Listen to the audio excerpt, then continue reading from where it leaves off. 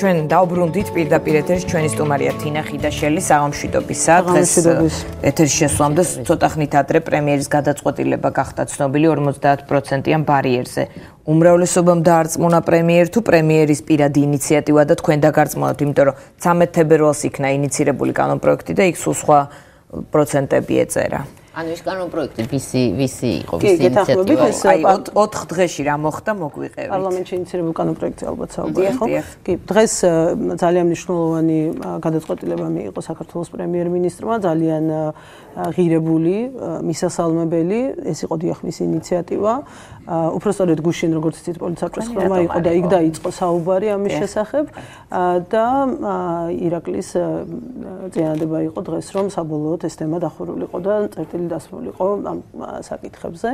ამიტომ ნამდვილად გულწრფელად მისასალმებელი არის და სამადლობელი არის რომ ის მანას სწრაფად მიიღო ეს გადაწყვეტილება. ტყუილად არ გითხრათ რომ თქვენი რატო არ იყო პარლამენტარებს დღეს საყვედურობდნენ რომ ასეთი ასე ვთქვათ პასიურები არა. ანუ საერთოდ არაფერი არ გეკითხებათ, იმიტომ რომ თუ კი მანამდე იყავით თანახმა და ამას ეგრეთ წოდებ გაправება ესეთი სიტყვა იხმარეს. ამას აправებდნენ პარლამენტარებიო, ესე იგი რა გამოდისო, რომ რასაც ერთიკაცია ის არის მათთვის მისაღები. ნუ გასაგებია ხა ესეთი ზედაპირული ლაპარაკია, რომელსაც მე რა თქმა უნდა არ ვაპირებ პასუხის გაცემას. ადამიანები ისე მსჯელობენ, როგორც თვითონ იქცევიან და როგორც თვითონ ცხოვრობენ, ყველას შეუძლია ნახოს მაგალითად თქვენს ეთერში, როდესაც ამ თემაზე იყო თავიდან საუბარი, მე აქ ვიყავი, ისე როგორც სხვა ეთერებში, ჩემი კომენტარები და ძალიან კარგად ნახავენ პოზიციას.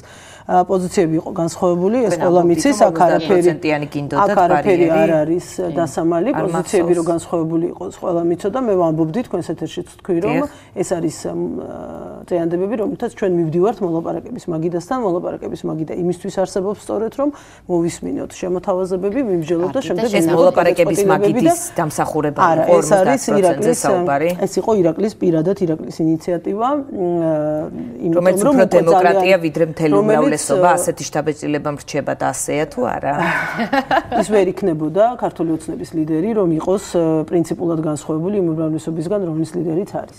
ეს არის იმ უმრავლესობა, სადაც ერთნაირი ღირებულებები არის, მაგრამ ის არის ლიდერი და ლიდერები ხშირად იმიტომ არიან ლიდერები, ზუსტად რომ იღებენ საკუთარ თავზე ტკივნეული გადაწყვეტილებების მიღებას. ეს არ არის ადვილი გადაწყვეტილება, რა თქმა უნდა, ეს არ არის ადვილი გადაწყვეტილება, ვერც ერთმა ხელისუფლებამ საქართველოში დღემდე ეს ვერ გაბედა. ეს უნდა დავინახოთ, უნდა დავაფასოთ და ირაკლი ღარიბაშვილი დღეს შემოვიდა ამ ინიციატივით. კიდევ ერთხელ ვამბობ, არავითარი მნიშვნელობა ამ წუთას არ აქვს იმას, როდის რა ეტაპზე ვის რა პოზიცია ჰქონდა, მთავარი ის არის, რომ უმრავლესობის ლიდერმა, პოლიტიკური კოალიცია ქართული ოცნების ლიდერმა მიიღო დღეს ეს გადაწყვეტილება, ეს გადაწყვეტილება შესთავაზა პოლიტიკურ საბჭოს და ძალიან მარტივად გავიდა გადაწყვეტილება, ამიტომ აქ არ ხო, ჩვენ ხო იცით ესეთი ის გვაქვს ასე ვთქვათ, ჩვენ იმისთვის ვარსებობთ, რომ მესმის რა თქმა უნდა, უბრალოდ მე ვფიქრობ, ამიტომ გეკითხებით, ეხლა მაგალითად დღეს როდესაც ეს გადაწყვეტილება გაჟღერდა და ჩვენ უსმინეთ ტელევიზიით პოლიტიკოსებს და ისინი ამბობდნენ, რომ ეს არ არის თავარი. ასეთი რამ მოვისმინეთ არასაპარლამენტო ოპოზიცია. კი ცოტა მოგვიანებითაც რომ კიდევ სხვა რაღაცებია საჭირო. არასამთავრობოებსაც რაღაც თავისი შენიშვნები აქვს. აი მაგალითად რომ საინიციატივო ჯგუფებსო ჩამოერთვათო ამ კანდიდატების წარდგენის უფლება. ამ მიმართულებით თუ იქნება ცვლილება და მე მრავალმანდატიან საარჩევნო ოლქებზე. ეს არის წვილი, იმიტომ რომ საინიციატივო ჯგუფებს არაფერი არ ჩამორთმევიათ, საინიციატივო ჯგუფებს არასოდეს არ ქონიათ ის რაც არასოდეს არ ყოფილა. ხო, ანუ ხო, არ ყოფილა. გამგებლის არჩევნები არასოდეს არ ყოფილა ამ ქვეყანაში, ისევე როგორც მერის არჩევნები არ ყოფილა თბილისის არ გულისხმობს სხვა დანარჩენ საქართველოში და შესაბამისად ეს უფლება არ არსებობდა. ანუ არ ჩამოერთმევდა, ის ვერ ჩამოერთმევდა. იქ სადაც არსებობდა, იქ რჩება. საკრებულოში არსებობდა ეს უფლება და დღესაც არის ეს. ანუ დამოუკიდებელ კანდიდატებს შეუძლიათ საინიციატივო ჯგუფებს შეუძლიათ წარადგინონ მაჟორიტარი კანდიდატები. ეს იყო და დარჩა. ამას არავინ არ შეხვდა. მაგრამ გამგებლები და მერე მხოლოდ პარტიულები უნდა მხოლოდ პარტიულები იქნებიან, უნდა იყვნენ, ეს არის სწორი, ეს არის პრინციპული საკითხი, იმიტომ რომ ამ ქვეყანაში ანტიინსტიტუციონალური საქმიანობა უნდა დამთავრდეს. და როდესაც პოლიტიკური თანამდებობის პირის არჩევაზეა ლაპარაკი და მერი და გამგებელი პოლიტიკური თანამდებობის პირია. პოლიტიკური თანამდებობის პირი უნდა იყოს პოლიტიკურად პასუხისმგებელი პირი და შესაბამისად მის უკან ვიღაც უნდა იდგეს. მათ შორის საკრებულოში უნდა არსებობდეს გუნდი, რომელიც ამ პოლიტიკური თანამდებობის პირის გვერდში იდგება, უკან იდგება, წინ იდგება, არ ვიცი, ყოველ სიტუაციაში ვითარების მიხედვით და მასთან ერთად იმოქმედებს. ამიტომ მე მესმის, მიუხედავად იმისა, შეიძლება მაჟორიტარები, ანუ იქნებიან საინიციატივო ჯგუფების წევრები. რა თქმა უნდა, თუმცა პროპორციული არჩევნები ტარდება ასევე საკრებულოში და ასევე პოლიტიკურ პარტიებს საკუთარი კანდიდატები ეყოლებათ და მაინც და მაინც არ არის საქართველოში იმის პრაქტიკა და გამოცდილება, რომ საინიციატივო ჯგუფების მიერ წარდგენილ კანდიდატებს გაემარჯვოთ ესე ინტენსიურად არჩევნებში. მე საერთოდ ჩემი პირადი აზრით თუ გაინტერესებთ, არა, ცუდში და კარგში არ არის საქმე. ტრადიცია, ეს არის ანტიპარტიული სისტემა.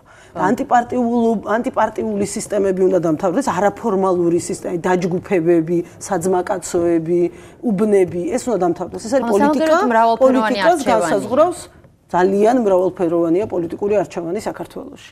და თუ ისეთი ადამიანი ხარ, რომ ასათ პოლიტიკურ პარტიაში ვერ მოიძებნა ვერც ერთი პოლიტიკური ჯგუფი, ძალიან ადვილია პოლიტიკური პარტიის შექმნა. პარტიული უნდა იყოს თავად მერობის და გამგეობის აუცილებელი. მხოლოდ პარტიის მიერ წარდგენილი, ხო? ეს ნიშნავს, რომ პოლიტიკურმა ძალამ უნდა აიღოს შენზე პასუხისმგებლობა. სულება არ იქნება მრავალმანდატიან საარჩევნო ოლქებთან დაკავშირებით. მე წაღანაც თქვი და ადრეც თქვი და ეხაც იგივე ფრაზას გავიმეორებ. არ არსებობს ზედამიწის ზურგზე არც ერთ კანონი იმისთვის არსებობს, რომ კანონი დინამიურია, შემოქმედებითი პროცესი დინამიური პროცესია და ყველგან ყოველთვის ყველაფერი შეიძლება შეიცვალოს, ყველაფერი დამოკიდებულია კონკრეტულ გარემოებაზე. დღეს ამ ვითარებაში მე ნამდვილად ვერ ვხედავ იმის შესაძლებლობას, რომ ეს კონკრეტული დებულება შეიცვალოს. მე ვფიქრობ, რომ ამ თვალსაზრისით ფუნდამენტური რეფორმა ჭირდება საქართველოს, ზუსტად ისე, როგორც ვფიქრობდი მთელი ამ წლების 20 წლის განმავლობაში.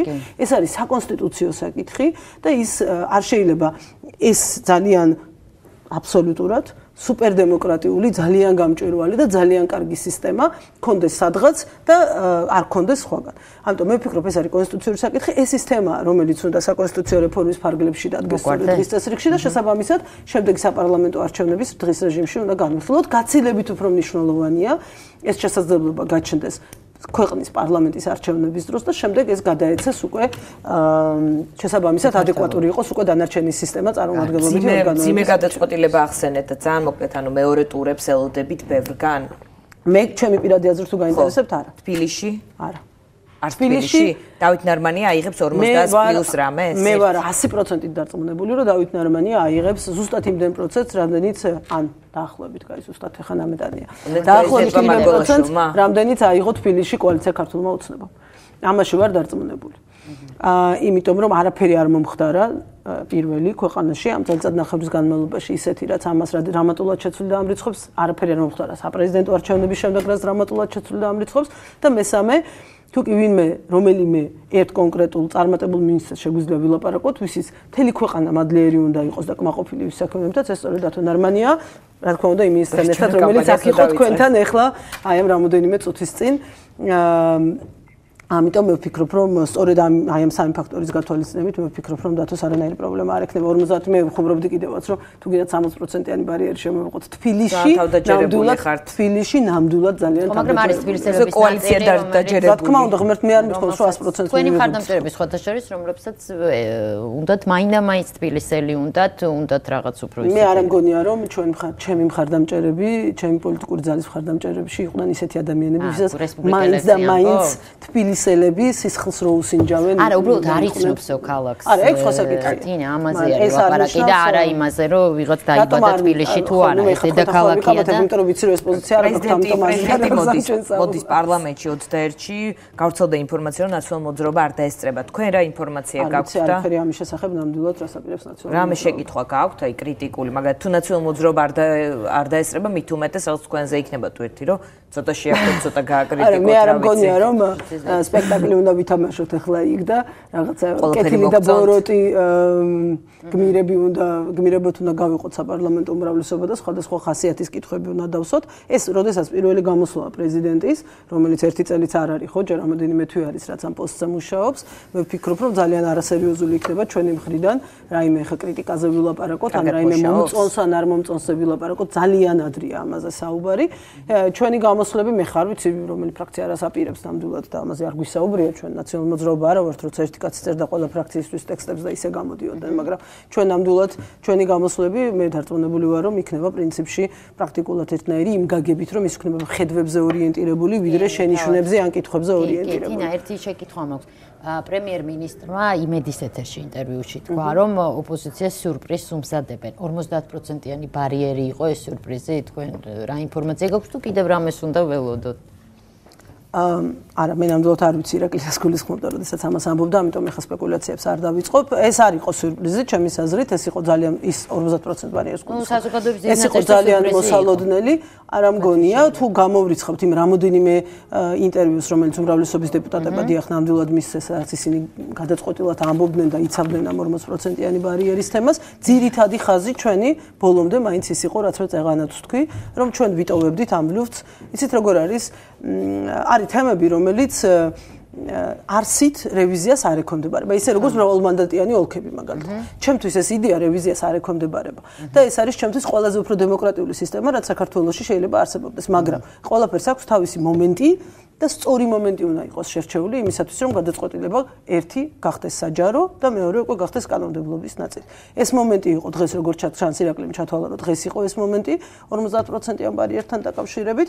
ჩემი პირადი აზრია, რომ საკონსტიტუციო რეფორმის თემატიკა არის ის მომენტი, როდესაც ჩვენ უნდა გადავიდეთ, ქვეყანა უნდა გადაეწყოს მთლიანად მრავალმანდატიან სისტემას. ისე როგორც საბეჭდილება დაგჭერთ, ეს მისი ინდივიდუალური გადაწყვეტილება იყო?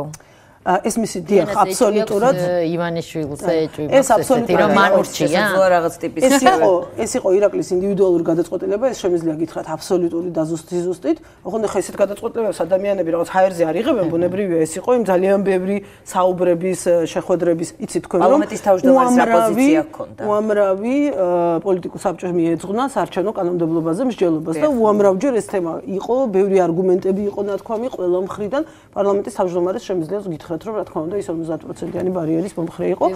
ისევე როგორც ირაკლი თავიდანვე ეს მინდა მე რომ ყველა მიცოდა. იმიტომ ვამბობ ესეთი რწმენით რომ ეს ირაკლის პირადი გადაწყვეტილება იყო. პირველი დღიდან, პირველი სხდომიდან, როდესაც საკითხი დადგა დღის წესრიგში ბარიერთან დაკავშირებით, ირაკლი იყო 50%-იანი ბარიერის მომხრე. პირველად სიტყვები მან თქვა პოლიცაბჭოს სხდომაზე. არ არის.